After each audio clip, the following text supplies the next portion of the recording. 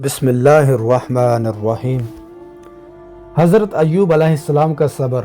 آج ہم اللہ کے نبی حضرت ایوب علیہ السلام کے متعلق گفتگو کریں گے کہ اللہ تبارک و تعالیٰ نے جتنا حضرت ایوب علیہ السلام کو صابر بنایا تھا شاید اس قدر کسی اور کو بنایا ہو۔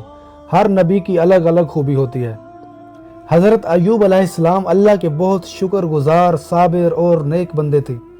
اللہ تعالیٰ نے انہیں بے شمار نعمتوں سے نوازا، مال، زمینیں، اولاد اور صحت، لیکن اللہ نے انہیں آزمائش میں ڈالنے کا ارادہ فرمایا تاکہ ان کا امتحان لے سکے، ان کی بندگی کا معیار دنیا کے سامنے واضح ہو جائے۔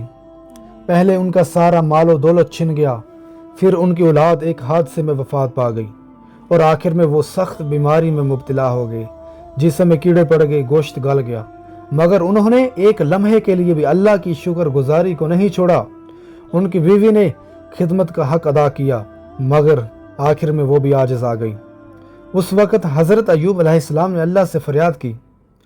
قرآن مجید میں سورۃ سعد آیت نمبر 41 میں وَاذْكُرْ عَبْدَنَا ایوب اذ نادى رَبَّهُ أَنِّي مَسَّنِيَ الشَّيْطَانُ بِنُصْبٍ وَعَذَابٍ۔ اللہ تعالیٰ فرماتے ہیں، اور ہمارے بندے ایوب کو یاد کرو جب اس نے اپنے رب کو پکارا کہ مجھے شیطان نے تکلیف اور درد میں مبتلا کر دیا ہے۔ اللہ تعالیٰ نے انہیں شفا عطا کی، ان کا مال، صحت اور اولاد واپس کر دی، بلکہ کئی گنا زیادہ۔ اس واقعے سے ہمیں سبق یہ ملتا ہے کہ آزمائش کے وقت صبر کرنے سے اللہ کی مدد ضرور آتی ہے۔ صبر کرنے والوں کا انجام ہمیشہ اچھا ہی ہوتا ہے۔